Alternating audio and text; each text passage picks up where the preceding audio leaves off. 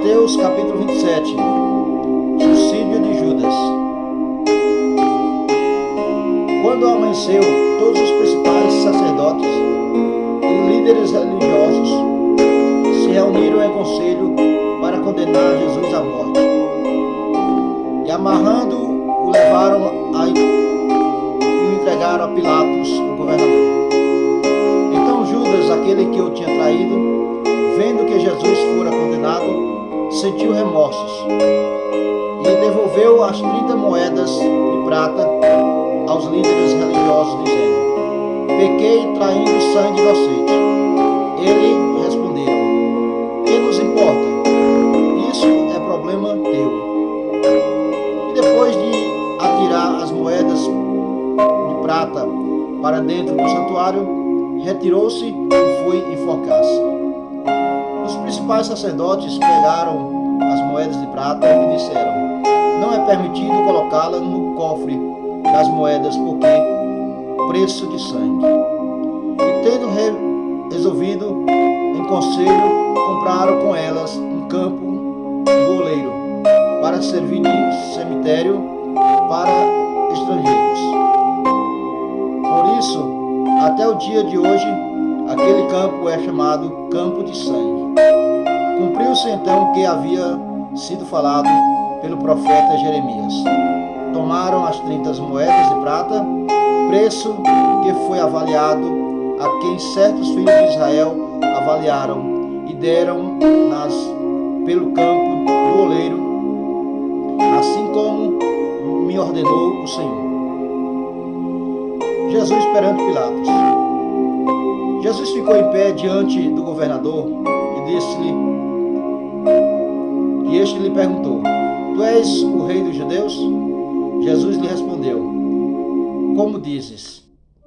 Mas ao ser acusado pelos principais sacerdotes e pelos líderes religiosos, Jesus nada respondeu. Pilatos então perguntou-lhe: não ouves quantas acusações fazem contra ti? E Jesus não lhe respondeu uma pergunta sequer, de modo que o governador ficou muito admirado. Por ocasião da festa, o governador costumava soltar um preso que o povo escolhia conforme queria.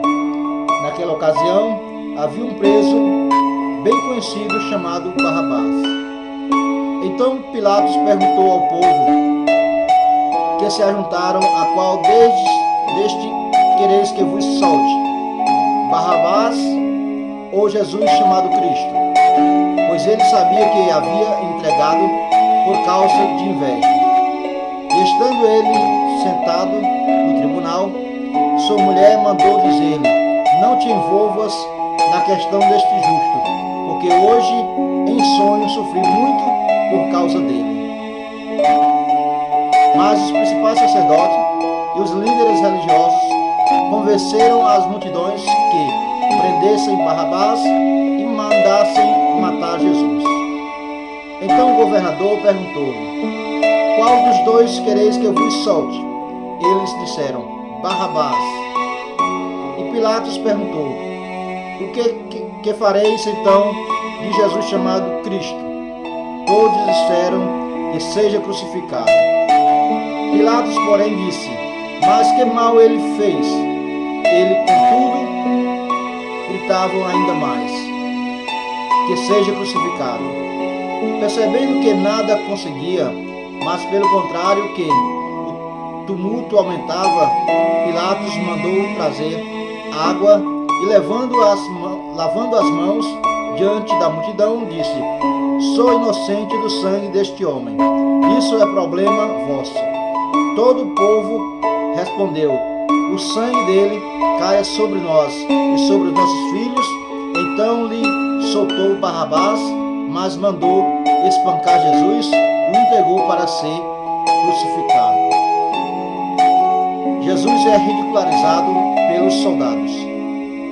Então os soldados do governador levaram Jesus ao pretório e reuniram em torno dele todos destacamento, e despindo e vestiram-lhe manto vermelho, muito brilhante, e fizeram uma coroa de espinho e puseram na sua cabeça, e na mão direita um bordão, e ajoelharam-se diante dele e zombaram: viva o rei dos judeus!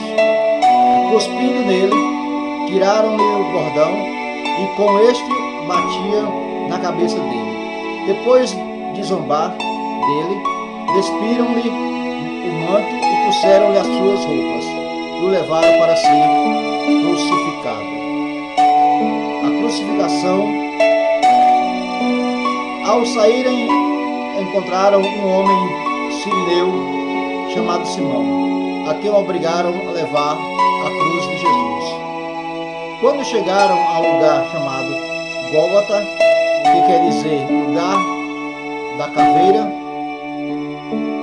deram-lhe vinho misturado com fel para beber, mas ele, provando, não quis beber. Então, depois de crucificarem, repartiram as suas roupas, tirando